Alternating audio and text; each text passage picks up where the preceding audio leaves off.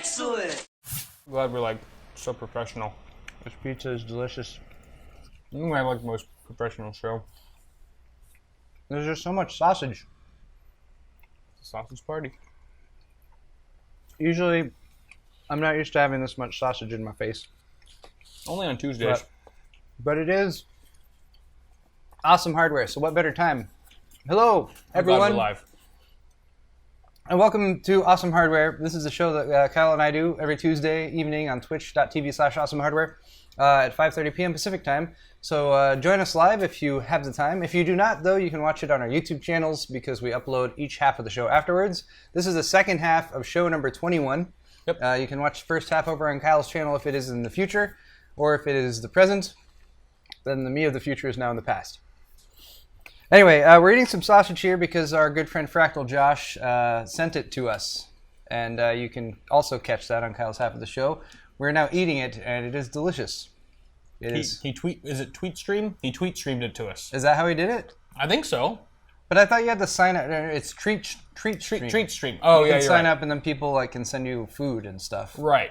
Which is interesting. Maybe he just called them.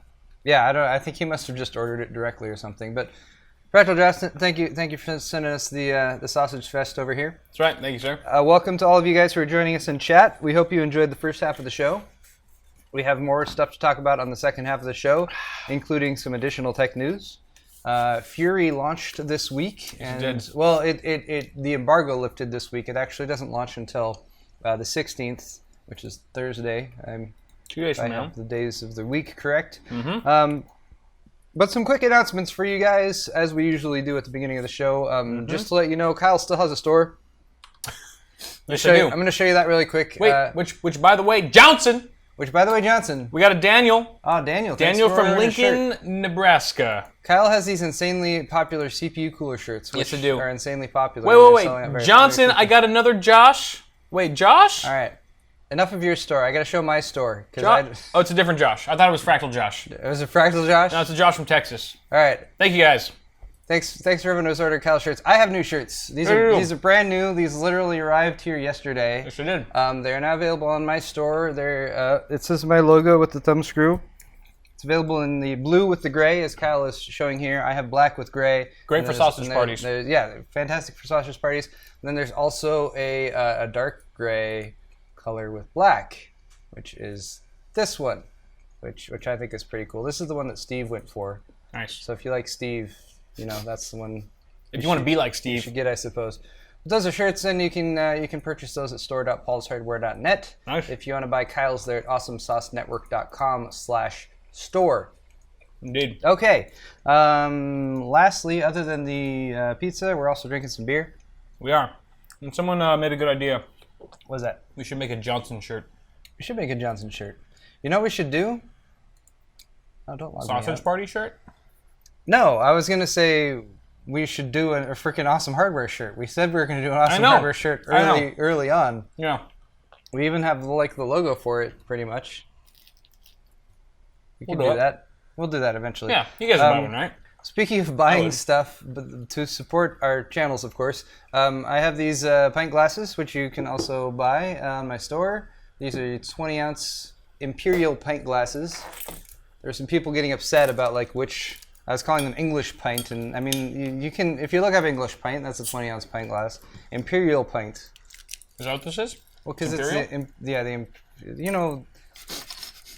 I don't know how the imperial system came around. England happened, and England really wanted to be different, and then America happened, and America wanted to be even more different. So America, I don't know, it's confusing. It's a cup you put beer in it, guys. It's a cup you put beer in it. For what it's worth, I prefer metric. I grew up with imperial, so I am drinking now Coronado Brewing Company Mermaid's Red, which I think is the last one left over from last week. Indeed, and I've got a Nooner Pilsner. From Sierra Nevada. Yeah, we have a lot of Kyle's bachelor party was this past weekend, and it's pretty nuts. We went to Las Vegas. We got drunk. All of the footage was lost, unfortunately, so no. On purpose. No Vegas vlogs incoming. However, we did come back with extra beer. We did because we failed. It wasn't because we failed. It's because we bought a ridiculous. There was so much beer. Yeah. We had 2 rooms that were connected. And there was so much beer. It was absolutely absurd. It was awesome. All right. I want to eat pizza, but then I have to keep talking. It's your half of the show now. It's up to you. But I think we're continuing off with tech news, right? No. No? Yes, we are. Yes, we are. You're just trying to stall so you can eat pizza. Mm-hmm. The crust at Pizza Hut, it's pretty tasty. It's really good ever since they improved it a few years back. It tastes like cake. Mm-hmm. They added a lot more crack. Okay. Moving along. Okay. Tech news. Yes. Wait, we have lower thirds sometimes when I remember them. Tech news. All right. So where are we starting? Where are we starting off with? I need my notes up here. This is a mess. AMD and HBM2. Yes. Interesting. This is actually pretty sweet. It is pretty sweet. Could mean good things for AMD. Let's show people what the heck we're talking about. This is a Hexus.net article, and this is about AMD and HBM2. So this is graphics card related, and let me just show you this image here. It's fascinating. You guys can look at that on screen. All right, so quick recap. HBM is high bandwidth memory. HBM memory has been used in AMD's newest line of Fiji-based GPUs, which includes the Fury X, the Fury, the forthcoming Fury Nano, which isn't out yet, and then the Fury X2, which is going to have 2 Furies on it. Right. Now, what we've been seeing so far is HBM version 1, which is version 1 of it. And AMD has actually been working with Hynix on developing this technology for quite some time. Actually goes back to 2008 was when they started that. So that's many years ago. That's like 7-8 years ago. So HBM is going to replace GDDR5, which has been kind of the memory standard in GPUs for quite some time, and it's already being used, as I already mentioned, in AMD's Fiji cards.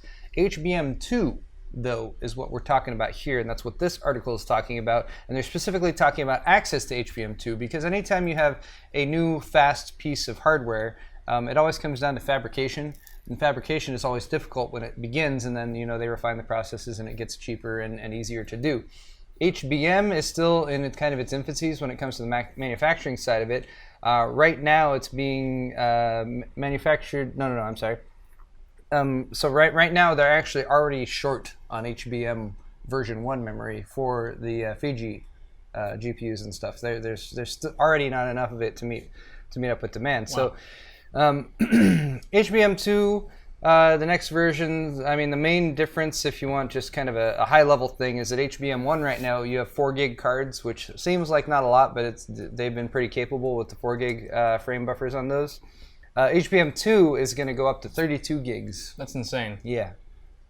That's the cap, mind you. So we're probably going to see starting out with like 4 and 8 gig cards, and then they're probably going to ramp it up in the next year or two. But AMD is already working on the HBM2 cards. They have a new architecture as well. So the HBM is the memory side. The architecture is the GPU itself. It's going to replace GCN 1.2. We don't know what it's called yet, but the family of GPUs based on that is going to be called Arctic Islands. We actually talked about that on the show, I think last month at some point.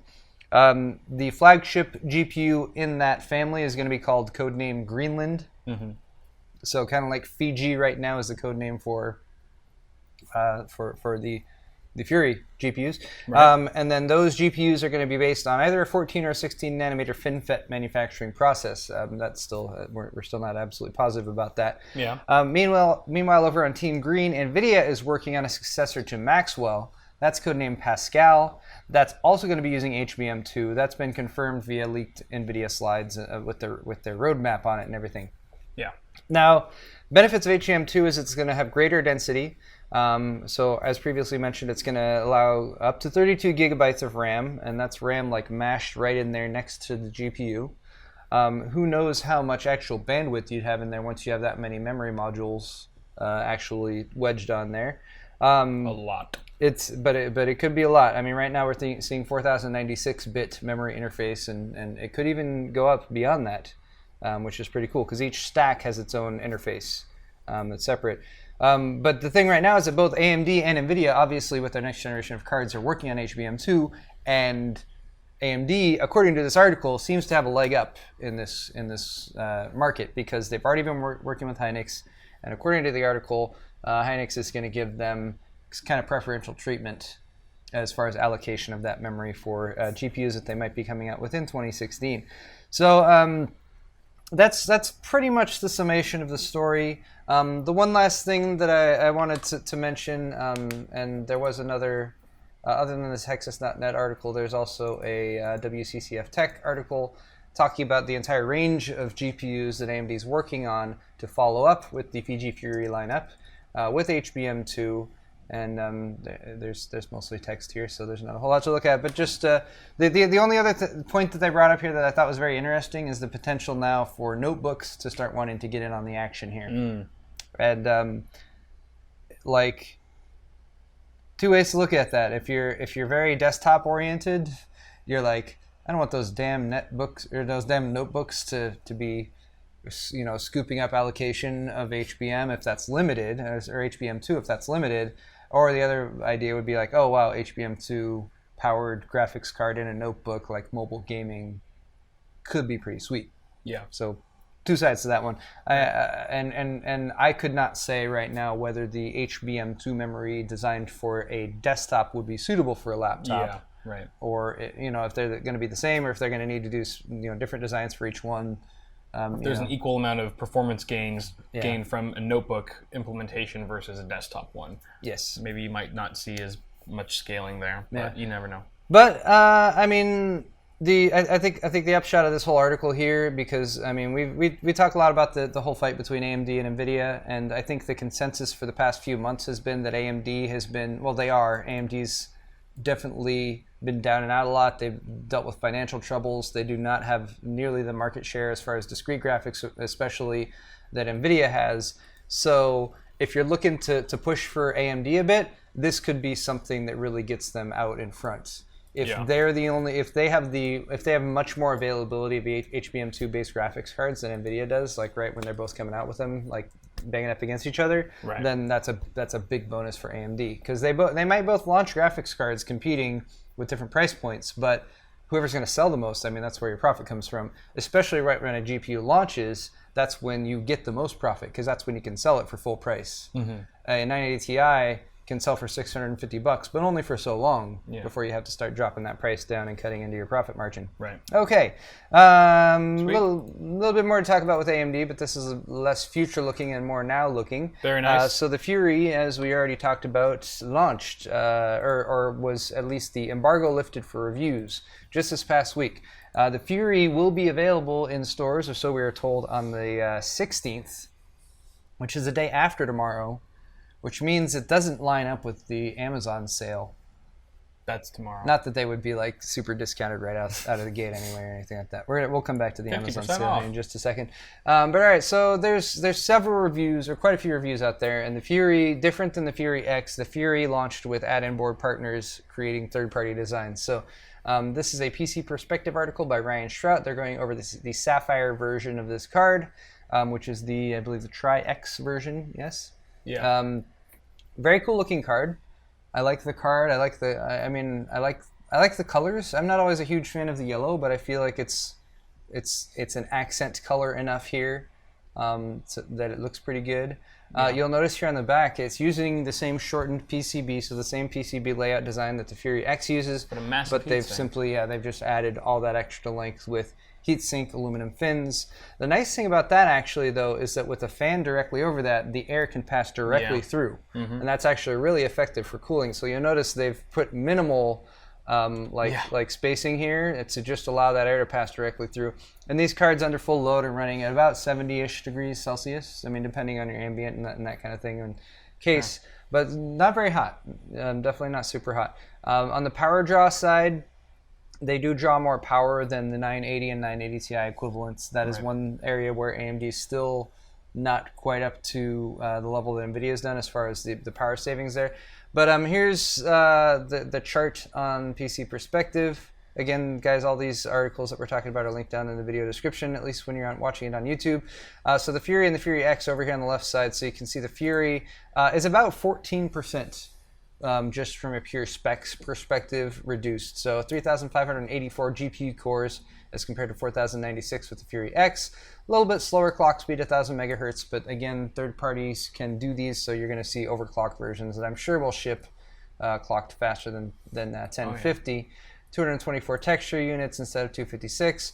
Other than that, specs are by and large the same, except your peak compute is again a little bit down, which is to be expected for a card. Price point is $550.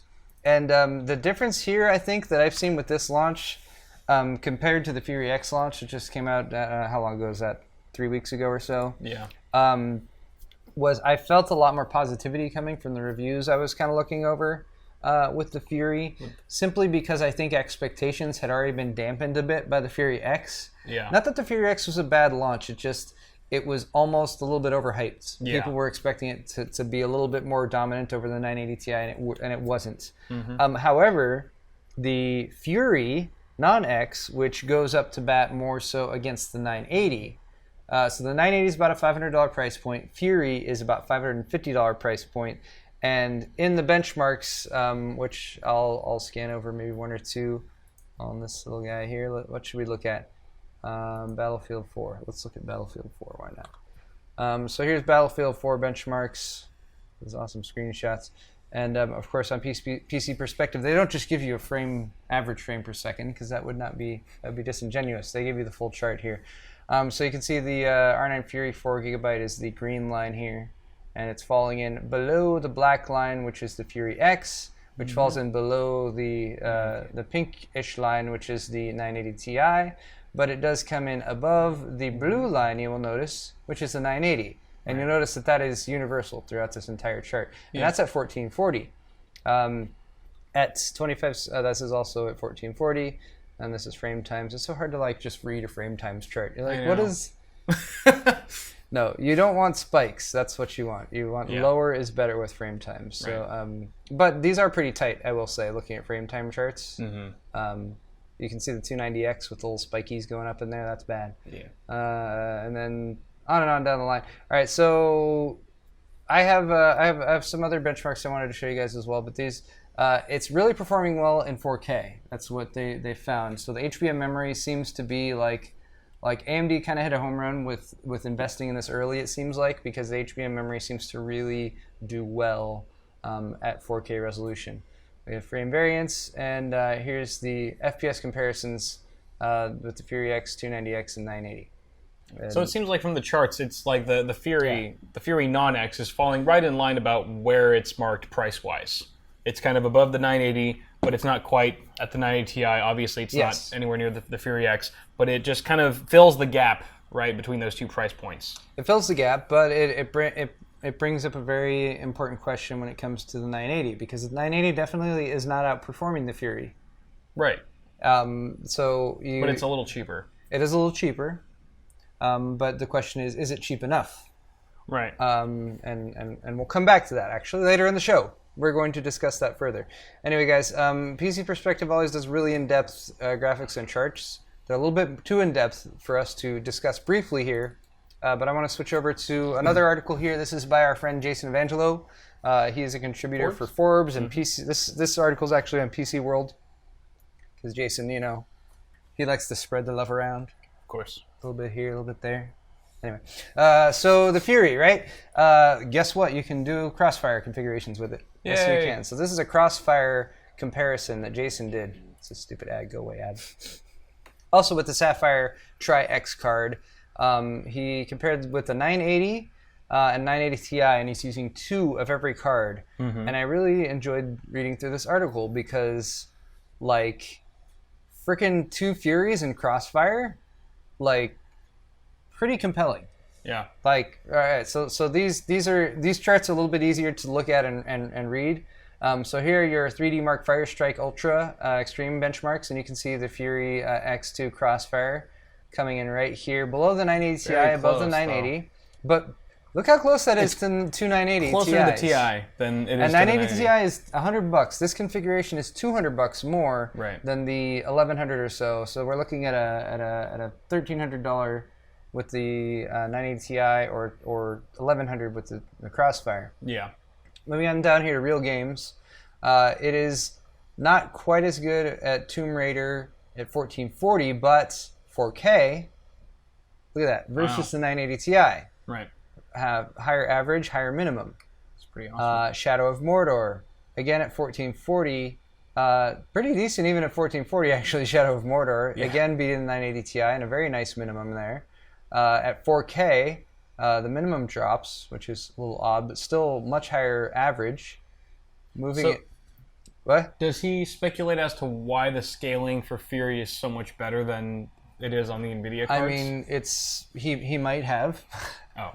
He might have, and I didn't read it. I read through part of the article, and then I was looking at all the graphics. I wonder if HBM has anything to do with the yeah, I mean, scaling. I would. I mean, there's got to be some research on that. It's two pieces of hardware working together. So anytime you're looking at the weakest link or the slowest link in the chain. So anytime anything can all perform faster, then yeah, it's going to be able to keep up better. Yeah. Okay, so I'm going to run down the rest of these. Shadow of Mordor at Ultra, 1440, really high average. Some of the minimum frame rates tend to drop off a little bit here, so you'll notice that coming up, and Jason did point that out. Again, beating the 980 Ti at 4K in Shadow of Mordor. Metro Last Light, the 980 Ti's win, although the Fury X has a higher minimum. Again, strange. The way these bounce around sometimes is weird. Metro Last Light at 4K, the 980 Ti's win. Okay. GTA 5, the 980 Ti's win. GTA 5 seems to be the Achilles heel of the Fury. Yeah. And other benchmarks I've seen as well is something where the Fury is noticeably doesn't perform up to like the same kind of comparative levels as it does with some other games. So although at 4K, it comes back with 92, although damn that minimum at 6 frames per second, pretty terrible. Battlefield 4, the 980 Ti's win. 4K, much closer. Yep. And then here's the power consumption, which is the 760 watts for you too. So you are looking at a pretty big gap here when it comes to power consumption. Not as massive though as the 290X. The Fury does use less power than the 290X and 390X, which I think is pretty cool too. Yeah. But anyway, there's some Fury Very actual nice. benchmarks, and I'm liking it. I like that AMD is putting up a fight at the $550 price point. I don't think there's any pressure on them unless NVIDIA starts dropping prices and makes the 980 Ti a little bit more competitive. Then we probably won't even need to see a price drop on that card for a while. Yeah. So that's pretty cool too. So good job with the Fury. Both AMD and AMD add-in board partners. If any of you guys are joining us in chat. Yep. Cheers to you. Cheers. Anyway. And by the way, Johnson. We got another Johnson. Oh yeah. Thank you, Elizabeth, from what's NH? New Hampshire. New Hampshire. Yes. It's a lovely place, New Hampshire. Never been. All right. Someone needs to order one of my shirts too. Don't tell me that's another pizza. What? No, that's my wife. Oh, okay. My wife is home. I was like, unless the pizza man's coming in. She just walks in. Which would have been Someone even said another for pizza. when the pizza arrived. All right. Alrighty. Moving along though. All right. I have more things to talk about. All right. We have more tech news. Actually, I have a decent amount of tech news. Actually, no, this isn't quite as tech news. This is more just news. Newsy news. Button. All right, so Amazon Prime Day is tomorrow. It is. Who's excited? Are you staying up till midnight tonight and you're gonna be hitting F5? Really? I don't know. You Like, think? can they do that? Why not? Can Amazon just create a Black Friday in the middle of the summer They are. of their own volition? They're Amazon. Because I mean, that's what they're using to promote this. Is that it's like better deals than Black Friday. So 24 it's 24 hours of deals. Amazon Prime. So better than Black Friday. You have to be an Amazon Prime member. So I'm sure they're going to get a bunch of new Amazon Prime members, or at least people signing up for the trial period or whatever. Right. And this article has gone so far as to point out a few things, like Walmart is also doing a sale to compete or something like that, and they have some deals. Of course they are. All right, so they've listed off some deals here. There's like 300 plus deals or something that are leaked, and I can talk about them really quick. The Fire HD7 tablet's going to be $60 off. Bose headphones at the lowest price ever on Amazon. I don't know what that means. Ooh, give me one of those. You want one? Sure. Chromebook laptop for $200, which seems like a normal price for a Chromebook laptop. True. Over 50% off 2 Nikon Coolpix cameras, which I'm sure are the very high-end ones. A brand name 32-inch Smart HD TV for under $200. That's not bad. That's not bad at all. Under $200 for a 32-inch. Yeah. And a smart one at that. A 50-inch 4K TV bundle for under $1,000. Wow. Which I thought was... It's a bundle, though, so they're probably like, you know, value-add items, like maybe you get a speaker set or something like that. But who knows? Which you can resell. I would be curious, like, what the brand was. I would guess chances are it's probably gonna be a 30 hertz one. It's gonna accept 30 hertz inputs. It's not gonna be a Samsung or anything. It'll probably be like Vizio or something like that. A Husqvarna mower for under $300, which I mainly left in there so I could say Husqvarna because I'm not even sure if I'm pronouncing that correctly. You're gonna get one, aren't you? I know you are. Maybe. You're a mowing kind of man. I do have a lawn. A lawn that needs to be mowed. $15 off the Fire TV stick. Isn't it already like $15? So they're free now? No, I'm just kidding. They're already really cheap. They're already pretty cheap. I think this brings it down to like 20 or $25 or something like that. I might pick up one of those. It's just such a quick little. You want one of those? I thought you have an HD PC. I do, but we've got another TV in our bedroom that isn't hooked up to anything. I see. Yeah. We don't have a TV in the bedroom. It's bad feng shui. Okay, and that's all for what? This is America, damn it. TVs in every room. Who cares about feng shui? That's exciting, though. Yeah. So, this is what I do have. See, I'm skipping over my notes. So, point in all this though is if you guys are going to buy anything for the Amazon sale, the Prime Day tomorrow or whatever, that you should use a referral code, and you can use my referral code. You shouldn't use Kyle's. You should use mine. Don't use Kyle's. Don't listen to Paul. Use either of our referral codes. Yeah. We'll both be happy. Discuss it among yourselves. But do that. That helps us out. Just go to one of our channels and click on one of the Amazon links, and then shop to your heart's content. Or you can even shop. You can even shop first, get your shopping cart full, and then click the link, and then check out, and then you're fine. Like it. Buy half of your shit on Paul's link, and the other half on mine. It's like we're getting divorced, and you guys are our kids, and we're like, oh well, you're gonna go with mommy on the weekends, and you're gonna be with daddy on the weekdays. You know. Where'd the icing go? Oh, it's here. The gooey synages. I haven't even eaten all of my. They're so pizza, good. But... I've never had a Cinestick before. Oh, the jizzy Cinestick goo. The Louis C.K. Give me the jizz. It was a great Louis C.K. bit. Yes, it is. But yeah, I'm excited. I'll be around for the sales. I'm sure. Be checking them closely. It's like I don't feel like there's anything I need. I don't either. It's going to be all impulse buy. So I was like, buy. Is there something there like that could be interesting? Yeah. But who knows? If it's dirt cheap, I can't look away. I'm just going to be looking at the computer stuff mostly. I'm curious to see how many deals there are in like the tech section, like the computer DIY components and whatnot. I have a feeling there's not going to be nearly as much, but it's still worth checking out. The way they've hyped it up is enough for me to take a look. I'll look and see. Yeah. If there's something that's like up my alley, I'd be somewhat interested. No, they wouldn't do that. I was gonna say it's like if they discounted a Fury X or something like that, but they just don't do that. Yeah. Yes, Hybrid Shadow icing. It's mostly high fructose corn syrup, as far as I'm aware. Okay, that is all for tech news. I only have 3 segments for today, and we'll do a bit of Q&A at the end. So get your Q's ready for our A. That makes sense. Our A's coming at you. Put it right in our A. She was out here earlier. Yeah, she put her head up here and she said hi to people.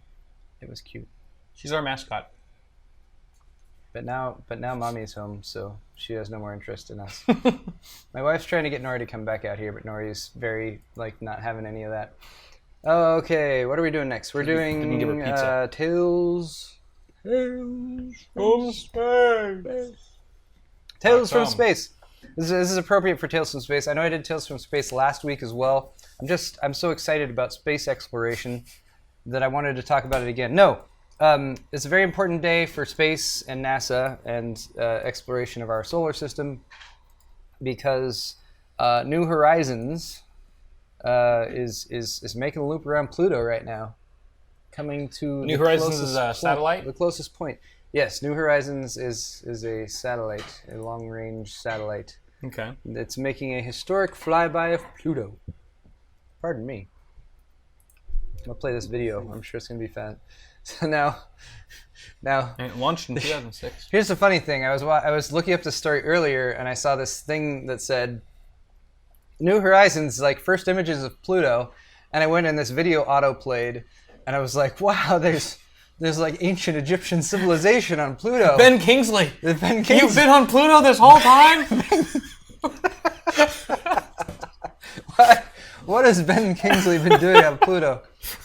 He must have. I bet he went with Matt Philly when Matt Philly was going to that comet, and they rode a flamingo together. Pluto. All right, now here's Is that Bill Nye? That's Bill Nye. All right, this is the actual stuff. Did you see that? That was Bill Nye. Yeah, I'm sure Bill Nye was there. No, it was totally Bill Nye. I agree. I'm not disagreeing He with had a you. bow tie and everything. Yes, that's what Bill Nye looks like. Are mapping and measuring All right, so New Horizons, right? First close-up look at Pluto.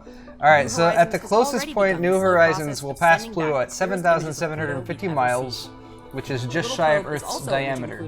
So it'd be like us looking from here down to the rock core of Earth, but the Earth wouldn't be there in between it. If all goes according to just plan, see the around rock 4:30 that was p.m. Eastern Time, Pluto the sized. probe will turn toward Earth pretty close. and start sending that I'm data. sure that gives you guys a Then better. we'll finally know. So that's how close On the the audio satellite came back. is to Pluto. Look at that set, and the satellite shoots a laser beam. Dude, this is just a gameplay trailer for No. Star See, Citizen. so the satellite comes along, and at the right time, the satellite shoots a laser beam to completely incinerate Pluto.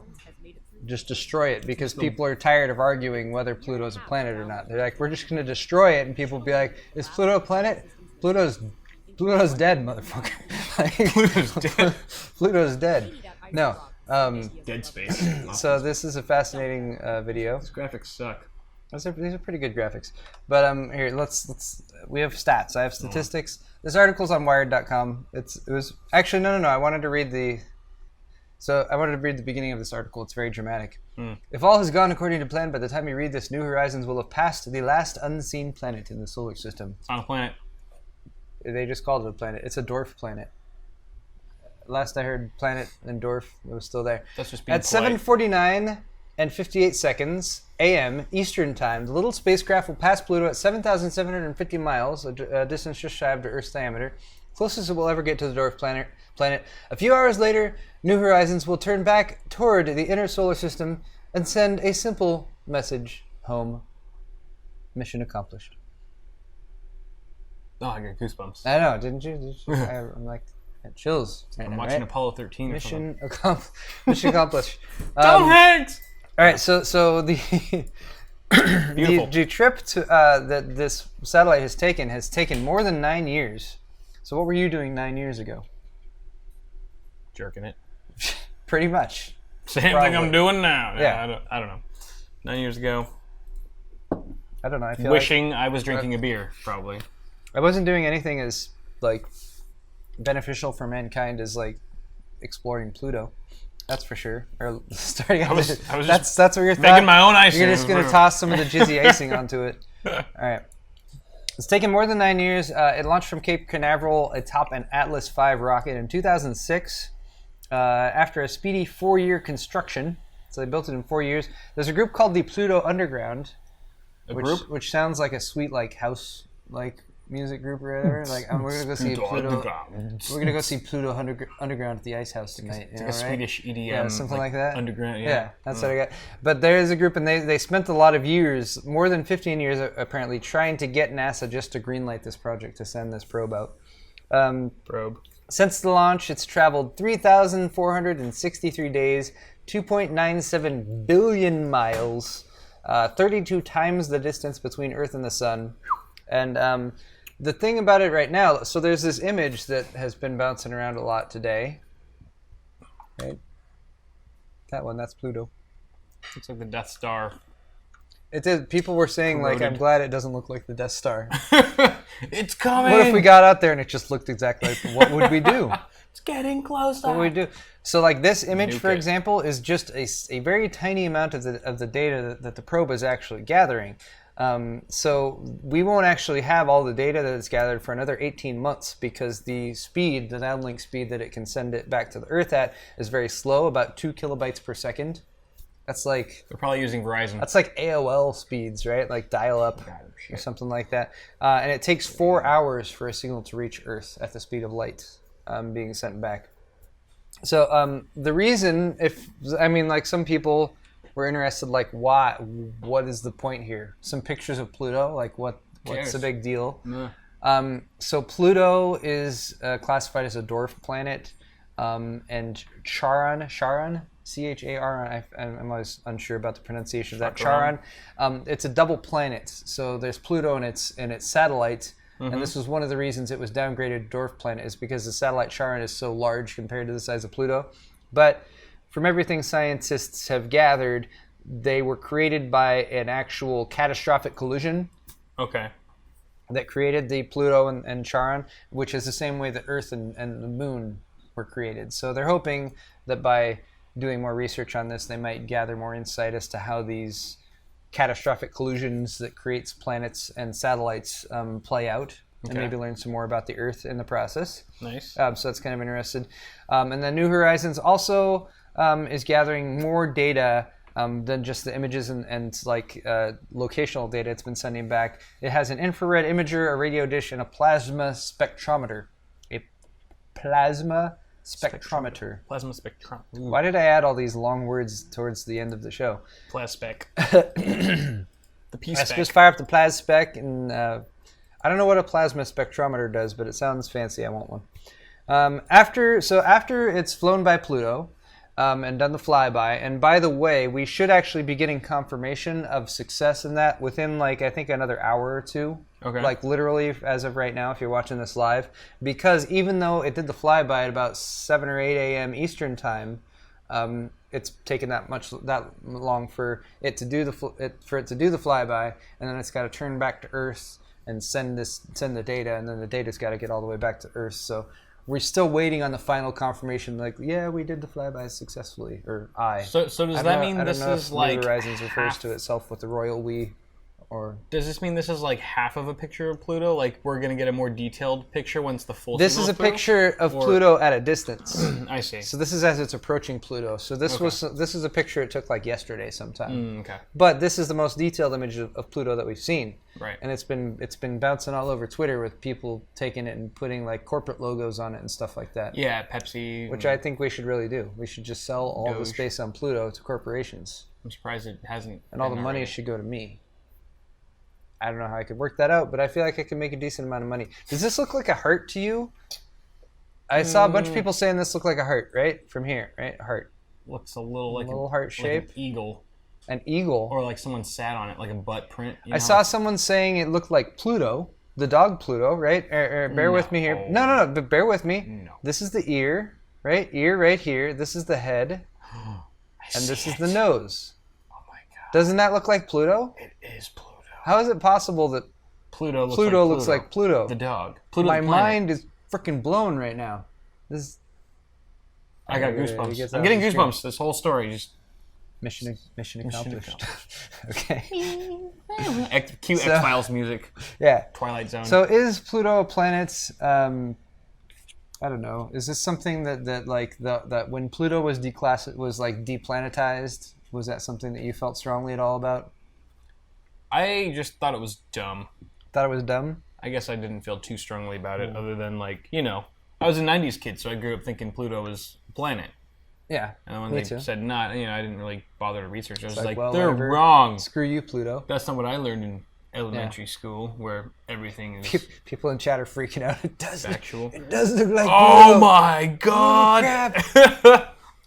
Sorry for anyone who's high as hell right now in chat. You're probably freaking out. No, mine. It's okay. I can't even right now. All right. It's fake. It's fake. NASA's just sending us fake pictures. I think so. Photoshopping Pluto in there.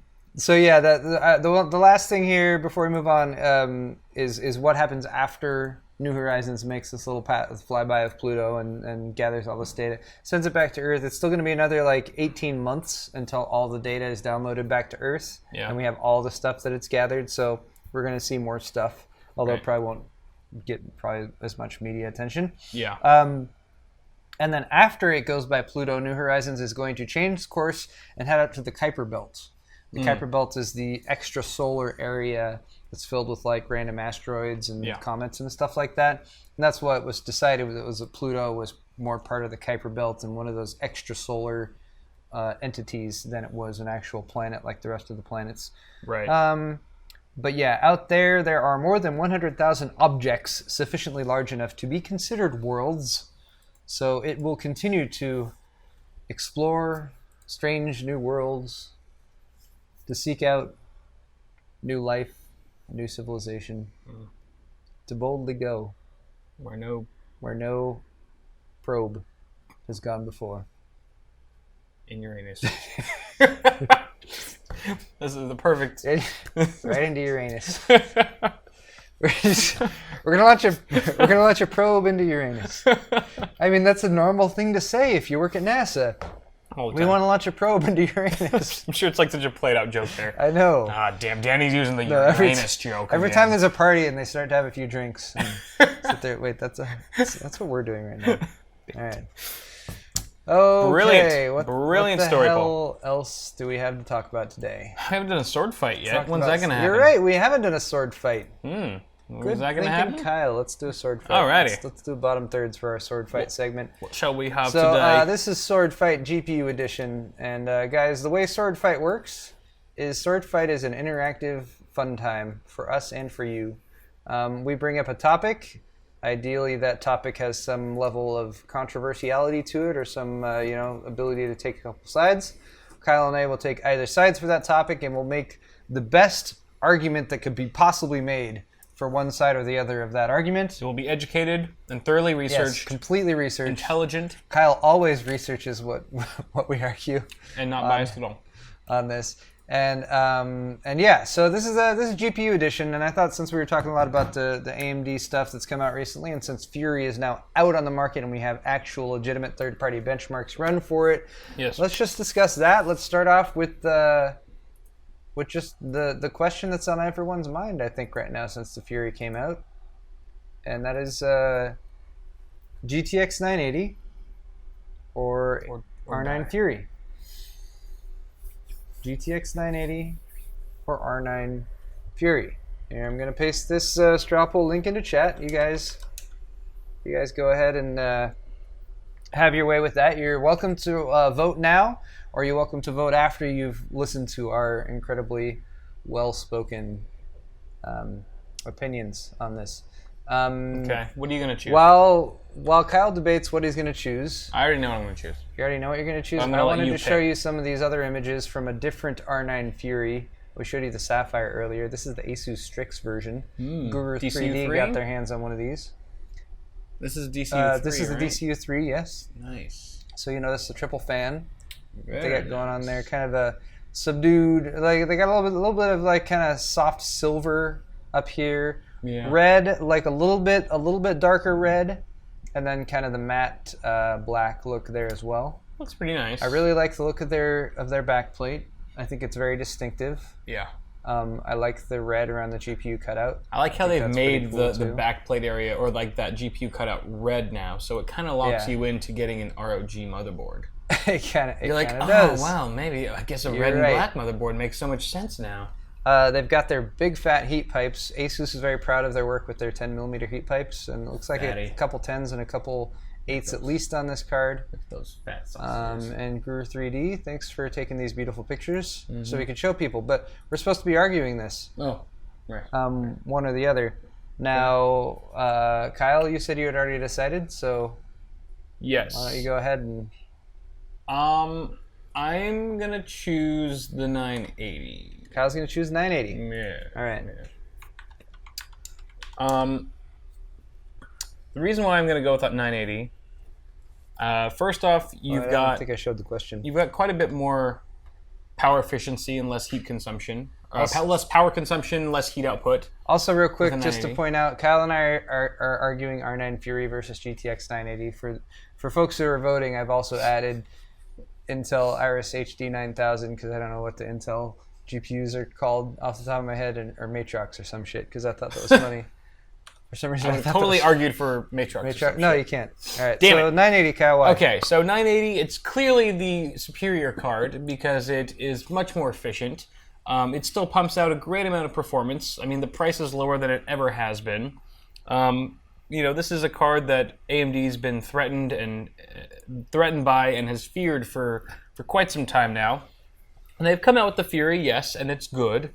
But it's also, for the small amount of performance gain that you get over the 980, you're also paying more for it, and you're getting more power consumption, which means you're going to need probably some more wattage in your power supply. You're going to have to spend a little bit more in that area. You're going to have to make sure that your case has better cooling and that your components aren't getting as hot. That's one thing, like we were saying earlier, is where the Fury is still, where AMD is still falling a little bit short behind NVIDIA, is with the power consumption aspect. And also, there are a lot of opinions about this sort of thing, but I've heard a lot of experiences from people that say that NVIDIA drivers tend to be a little bit more forgiving and not quite as complicated or buggy sometimes as AMD drivers. I will say this, I've never had a problem with an NVIDIA driver that was specifically because of the driver itself or the card itself. But when I was first testing out the 390X, for example, I couldn't get the driver installed because the card, the video output was just malfunctioning and my computer kept crashing, and it was really difficult for me to actually get the driver installed.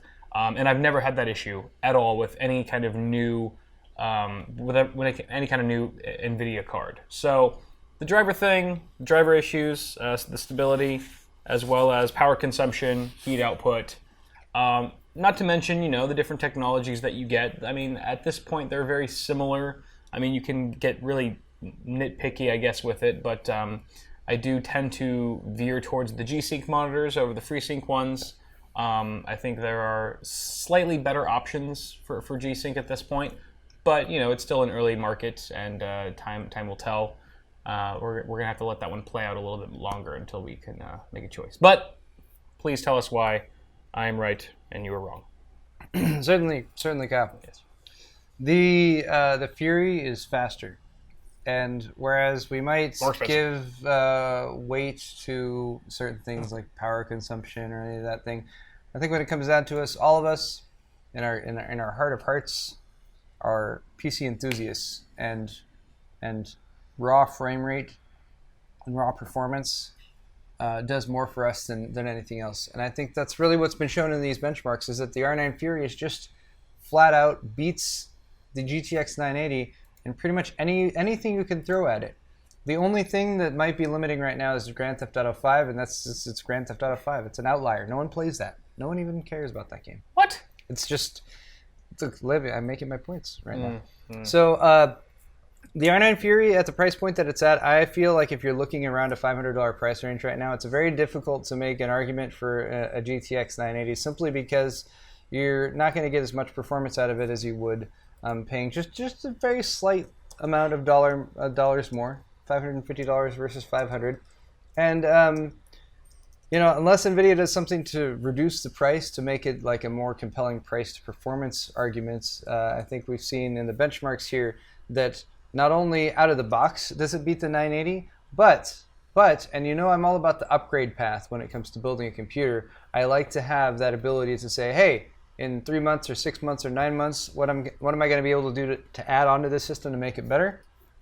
Dropping another Fury card in and going into CROSSFIRE, especially this early in the release when the drivers have not come to full maturity yet, to see such amazing scaling with CROSSFIRE performance as we saw in Jason's article earlier today, I think means that you're going to have a better time with it, and you're going to, when it comes to early next year and the maybe prices come down a little bit on the Fury and you want to drop another one in there and upgrade to a 4K monitor, I think that's a more compelling option than you get with the GTX 980. But who cares what we think? I don't. Right? I certainly don't. We're both wrong somehow. Somehow we're both wrong. Wow. And we've got sway vote. That is How many people did you have to pay off? Hey. 51 exactly. AMD. Any AMD marketing reps watching this right now? Because I mean, granted, it's still a pretty close margin, but it's definitely a lead. That's the Fury right there. People are liking the Fury. Yep. And I think that has a lot to do with a lot of the responses that's come out. Again, the Fury is available on... what is today? Today's Tuesday. Yes. Thursday. Now, just to give any of you guys, because it seems like at least a few of you out there are interested in the Fury, when the... what was it? When the Fury X launched, it was something like a 5 a.m. embargo. Yeah. And the places that had Fury X's to sell, like, posted them right away, and they were gone. Yeah.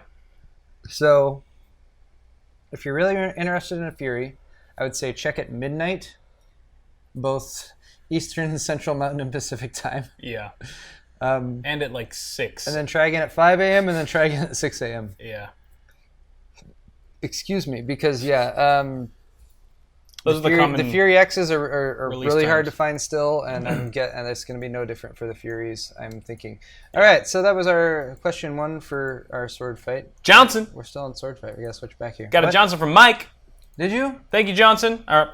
Thank you, Johnson, for your mic. You get a mic. Yes, we got a mic. Mike R, buddy. Oh, another CPU cooler shirt. From Illinois. Those CPU cooler shirts, man. Killing it. Those are very popular. Jesus. All right. Jesus, bro.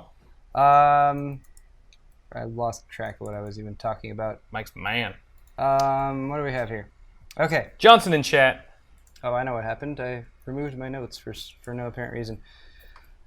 The next question. We have another sword fight, don't we? Yes, we have another sword fight question. What is it? My next sword fight question, also along the GPU theme here, is about upgrading your GPU, because that's always a question, and I get this question asked very frequently. Is like, I have X GPU, should I upgrade now? Should I wait? And since we've already talked on the show about the upcoming GPUs that are coming out in 2016, HBM2 based GPUs such as Pascal and the Arctic Islands. Is it Arctic Islands? It's something like that.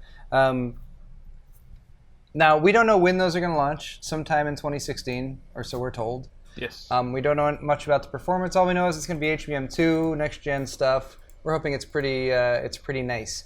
Now, what I did for this question was I went over to the Steam hardware survey first off, and I checked out what the most popular GPUs are right now that are in use. Discrete GPUs, of course, for all video cards.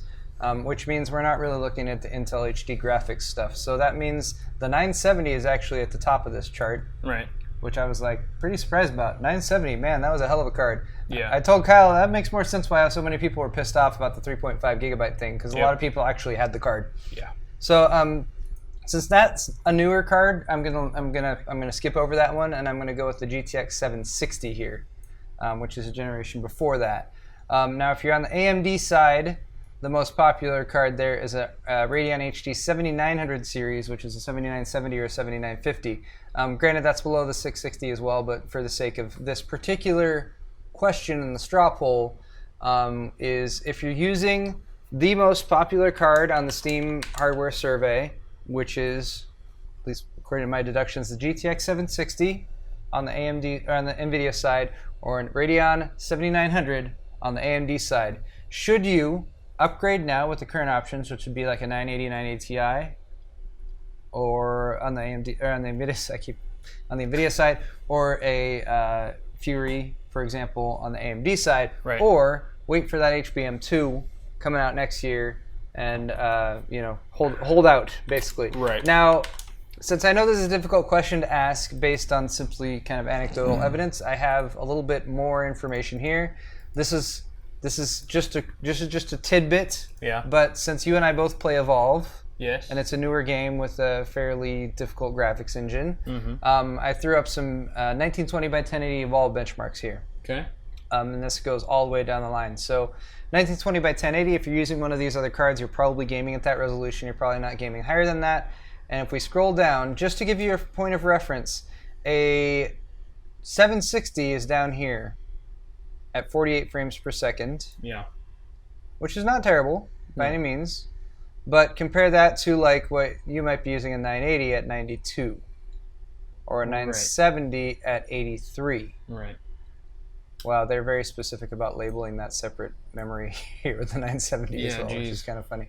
Or, to give you guys the AMD side of it, a 7950 or a 7970 is right around 51 or 53 FPS in this game compared to the 48 that the 760 got. So you're doing a little bit better with those cards, and you also have a little bit more memory, but same question still applies. So what do you think? What would you advise someone in this situation? I picked the last one, so you pick this one. Okay, I'm going to advise them to wait. Damn it! No, I agree. Yeah. And why? No, you have to say no. Upgrade right now. No, upgrade right now. Yes, you should. You go first. I go first. Yep. Okay. I would say wait right now because if you can buy new hardware right at launch, it's always going to. Well, hold on. I can't say that. I can't say that. Buying new hardware right at launch has its pros and cons. I'll say that. But if you want to get the most use out of new hardware, then buying at launch will give you the best ability to do that during its useful lifetime. That I can say. And I think when it comes to buying like a new graphics card, you don't typically see many situations with a new GPU coming out where there's like a recall or something terrible that makes you immediately regret your like launch day decision. And I think that makes it a little bit more of a safer bet. And that's why I think in this situation, since you've already got a decent enough GPU to get you by, that gets decent enough frame rates, that I think at this point saving up for that HBM2 stuff, I think since that's more of a generational leap, we're going to see it as the kind of full-fledged HBM2. They're going to work out a lot of the kinks with HBM1 and the increased memory that's going to be available. I think it's going to be a really compelling launch. I'm actually really excited to see the GPUs that are coming out next year based on both HBM2 as well as the new GPU architectures that they're coming out with. And I'm always a proponent of patience. You know, you're patient, save the money, work with what you got for now, and you save up for that big ticket item that you can get a little bit down the road. All right, fair enough. I will now tell you about why you should buy now. You should buy a video card that's been out for, I don't know, the last few months now. And like Paul was saying, it might not give you that, that functionality, that long-term functionality, like this, like when you were saying, you know, buying it the day of launch it'll last you longer, whatever. Sure, that might be the case, but you're also not going to be, by buying a card right now, by buying like, let's say a GTX 970 or something, was it just any card now, or was it like a specific model that they would be buying now? Just upgrade in general, right? To whatever's available on the market today. So yeah, comparable. Right. Probably a high-end card since these are pretty high-end cards. So, okay, so there's a downfall there, like Paul said, that you're not getting it right the day of launch, so you don't get to enjoy it. You don't get to enjoy that top-tier performance as long, but at the same time, you're not paying top dollar for it as well. The prices have definitely dropped significantly, especially for like something like the GTX 980 and even the GTX 970, where you can get it a lot cheaper now than if you were to buy it the day of launch. As Paul suggested, you will be paying top dollar, no doubt, and you will feel a lot more broke buying a brand new HBM2 card than you will buying a brand new GTX 980 a few months after it's been out.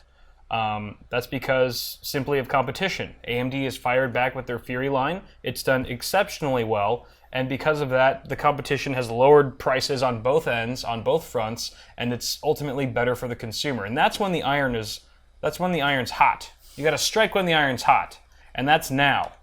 All right? So buy the damn card now. That's it. Good. Thank you. Good. I feel like you were reinforcing my points a couple times there, but yeah, you know, you got to rebuttal, you know, but who cares? Counteract it. But who cares what we think? Who cares? I don't care. Let's see what you guys think. Whatever. Did I showed the results last time? Yeah, I did. Wait for it. it. Oh, look at that. Wait for it. Damn. Wait for that. Damn, son. It's because they already all have 980s. We have They all have 970s, according to Steam. A fair amount of votes on Matrox bitches as well. What? They all have 970s? No, according to Steam, right? According to Steam. I think I said according to Steve. I was like, Steve's in chat saying everyone here has 970s. It's weird. Steve, because he's best friends with all of them. So yeah, good. I like that. Patience. Yeah. Patience, and it also means that I obviously chose the right decision. Mm-hmm. And the Kyle's wrong again. All right, it's time for our last segment, which is Q&A. We always end the show with Q&A. Sometimes we answer the questions, and other times we don't. But most of the times we do. So if you guys have questions for us, post them in chat, please. You might also send them to our Twitters, and we might find them there. We might. Those are good. That was interesting. A piece of sausage to the best question. Ah, yes, a piece of sausage shall be provided as reward. I will feed it to you through the camera personally. That is very interesting. Well, Paul rubs his Johnson. I saw sausage off this piece of pizza. Oh, what do we got? What do you is the 34-inch 3540 by 1440 monitor and video card combination for general workflow and gaming purpose? Oh, that's a tough question. At least that's a tough question to answer. This is from Black Pacer 56. He's looking for a 34-inch 21 by 9 1440 monitor to combine with a graphics card for gaming purposes. I couldn't tell you which monitor to choose because that monitor size is not something that I've spent too much time with. I will say that that's a higher resolution. That's not quite 4K, but it is getting towards it. So definitely pick a GPU with a lot of memory. That'll give you more future-proofness. The only exception to that would be the Fury cards, because those do a great job even with 4 gigs. Yeah. Or so it seems. And then, beyond that, go with a high-end card, because that's a high-end monitor you're looking at. Maybe even 2 cards. Maybe even 2 cards. Yeah. But yeah, I'd say go with either a 980 Ti or a Fury or Fury X. I think is going to be the best GPU to pair up with that particular monitor. And monitor itself, again, I'm not. I don't know the makes and models off the top of my head for that size and resolution. But maybe look for something to match up with your graphics card. If you're looking to buy a new GPU and a new monitor, both right now, seriously consider going with something that has either FreeSync or G-Sync. Yeah, I agree. Because it's really, if you game a lot, especially if you do fast-paced gaming, it's a pretty significant difference and something that I think is going to become the norm. And I think it's mature enough right now to invest in. Right. And I feel like the FreeSync and G-Sync thing is almost more relevant when you're gaming at higher resolutions and your frame rates can't necessarily always keep up with your refresh rate. Yeah. You know, having that variable frame rate is really helpful at 4K and stuff like that. List Fiskern says he's here. He's watching from Norway. Hey. What's up? What's up, Norway? Man? Thanks for watching from frickin' Norway. Yeah, that's crazy. That seems very far away from here. It does. Although to you, you're probably like, this is where I am every day. This is normal. You're far away. Norway to us sounds far. Yeah. Here's a good question from Bular7. 2011-3 now or wait for Skylake? 2011-3 now. Yeah. Unless you're more budget limited. If you're gonna need probably $1,500 to get on to 2011-3 unless you really cut some corners. Yes. If you're looking at a significantly lower budget than that, then yeah, wait for Skylake, because you'll have still some really compelling options for gaming and stuff. But if you're investing more, if you're getting a higher end system, if you're thinking about a 6700K, for example, I wouldn't hesitate much to jump on Haswell E and Skylake. Yeah, because Philip Zesek asked, would you recommend getting one large capacity SSD or a lower capacity SSD and a large hard drive? I would go with the second option. Get a lower capacity SSD, maybe like a 240 gig. Depending on what you're using it for, if it's a really low power usage system and maybe it's HTPC or something, then maybe 128 gigs fine.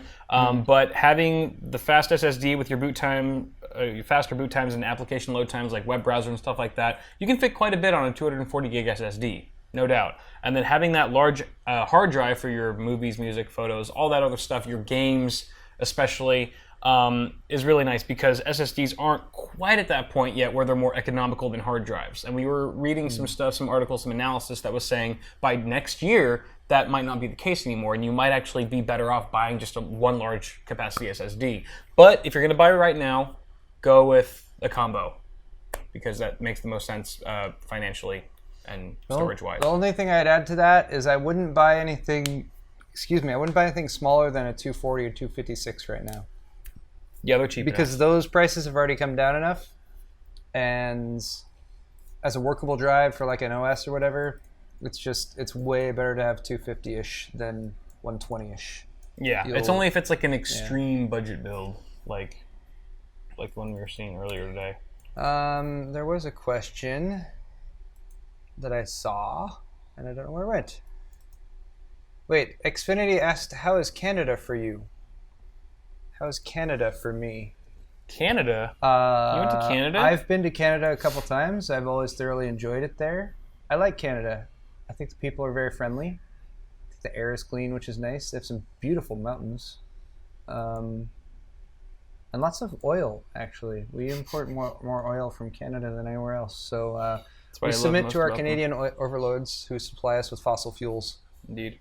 What's the best bang for the buck GPU I can snag for around $200 to $250-ish US? A little bit ago I would have said a GTX 960, but now I would seriously consider whatever the AMD 300 series. I don't know what that is though. It's 365 or I forget what it is, but that will definitely be a better option than because the repricing that they did. Yeah. Oh, the R7 370 is only about $160 to $170. Right. So maybe consider an R7 370. Oh, is there an X? No, there's no 370X. There is a 380 though, which might be the one I'm thinking of. Wait. Someone asked why I don't have a check bar. What? What? A check mark next to my YouTube channel. What does that mean? Oh yeah, why don't you have a check mark next to your YouTube channel? What does that mean? It means you're verified. I'm not verified? It should be an option. So I got mine sometime after I hit 100K, so you're probably eligible now. But there's something you have to do. You have to trigger it. You have to trigger them to verify you from within your YouTube channel. Oh. From within your settings somewhere. What does it mean when you're verified? It means you get a little checkbox. That's it? Yeah. But they still haven't contacted me about hitting 100K and like, hey, we're gonna give you a play button. I thought I told you it's in your channel. It's in your dashboard. I never saw it. There was no notification. You gotta look harder. Jeez. You get a single notification that pops up on your phone, and then if you don't click it, then it's gone. Really? I'm just kidding. But I thought that happened to me at first. I did. I was like, wait. I got a phone notification. It's like, you hit 100,000 subscribers. I was like, great, sweet. But like, I don't know. It went away. Like I didn't tap it, and it was just gone. I was like, wait, what did I have to do? Yeah. And then so there's nothing I could do to it. Shit. It was weird. All right. I gotta go check that out later. Yes. All right. Oh, what the heck's going on? His fan was rubbing against the glass. All right, a good motherboard for a GTX 970 and a 4690K. Ooh, 4690K. Really depends on your price range here. Yeah, there's still a lot of good options. Try the Ranger. Try the Asus ROG Ranger. Granted, that's a little bit more expensive. The thing with the Haswell processors and the Devil's Canyon processors is like overclocking doesn't matter. Like. So spending $250 or $200 even on a Z97 motherboard, thinking that's gonna be what overclocks my processor the most that's not correct. Yeah. And I could see why people think that because that's the way it was before they integrated Fiverr onto the CPU, but that's not the way it is. So if all you're concerned about with the motherboard is like connectivity and overclocking, then you can get away with $120, $130, $150 motherboard. Yeah. Pretty easy. Beyond that, it's just aesthetics or what other features the motherboard might have integrated. So like if it's got better M.2 connectivity, for example, or if you like the way the PCI Express lanes are routed, or you just really want a color that matches with the rest of your color scheme, that's where you go for the other motherboards in the chain. Beyond that, just get an Asus MSI, Gigabyte, or ASRock and check the reviews first. Make sure that they're decent. So stable. Stable. No BIOS you have a bunch like of people saying that there were failures or anything like that, and you should be good. Yes. That's a nice thing. It's nice not have to having to spend $250 to get a good overclocking motherboard. Trade-off is that the CPUs themselves don't overclock as well. Right. But all right, we have time for one or two more questions. All right. DDR3 or DDR4 RAM? Doesn't matter. Well, if you're Next. Yeah, that's actually not a huge deal. The differences are very insignificant, but DDR4 pricing has come down, and if you're buying a new system, then I'd say invest in just get DDR4 because it's more forward-looking, a bit more forward-proof. Is the GPU doing more than the CPU now? That depends what you're doing with your system. If you're playing a game, then hell yeah. Yep. Oh yeah, it is. And I used to say back in the day when I was parting out a system, try to spend as much on the CPU as you did on the GPU. I said this in a Newegg video we did really early on, and that video actually had a really long lifespan for some reason. And I was looking at comments on it way after the fact, and all these people saying you shouldn't spend the same amount on your CPU and your GPU. And I was like, well, that was a few years ago. But yeah, you can easily spend a lot more on the GPU these days and still get by. But make sure your CPU can keep up for sure. Definitely. Yeah. I think that's that should. pretty good. Ooh. Are Ivy Bridge CPUs still worth it nowadays? Yeah. Yeah, they're great. They're still very nice. They get the job done. You're only going to be like, with any CPU like that, 2, 3, 4, 5 years old, it's only going to be like the very, very fastest games and the very, very strictest situations when you're playing a massive like online 64-player match and stuff where you'll actually might be CPU limited in some way. Yeah. That's difficult to do. But, or if you've got like crazy amounts of GPU horsepower that Yeah. your CPU will bottleneck. But I still run a 3570K in the HTPC in the living room. That's what I've got there too. I've actually had a bunch of different GPUs because I keep popping them in there and then needing to take them out to test them. But I've had a 970 in there and a 964 gig in there, and playing like GTA 5 and at 1080, and it does a great job. I have no problems. Yep. Oh yes. All right. So, ladies and gentlemen, we should probably wrap this up. It has been an absolute pleasure having you all here with us today. That it has. So thank you for joining us. We'll be back again a week from today with another awesome hardware. If you haven't already watched the first half of the show, go watch it on Kyle's channel. Don't forget to give us your feedbacks, because we love the feedbacks via the comment section down below, or just hitting the like button if you enjoyed your time here. In the meantime, thanks for watching Awesome Hardware. That's right. And feel free to subscribe to both of our YouTube channels if you're watching this on Twitch. And we'll be back next week for you guys. One last thing, we will be doing an after party this evening. Yes. As we usually do. Yes. Kyle needs to get home first, so that will probably start in about 2 hours if you're watching this live. Right. So we'll be tweeting about that when we do, so watch our Twitters, and please join us. That will be on my Twitch channel, which is Paul's Hardware, and Kyle's channel, Twitch channel, which is Awesome Sauce Network. Yep. All right, so thanks everyone. Enjoy the rest of your evening. Night, guys. And maybe we'll see you later if you join us for the after party. All right.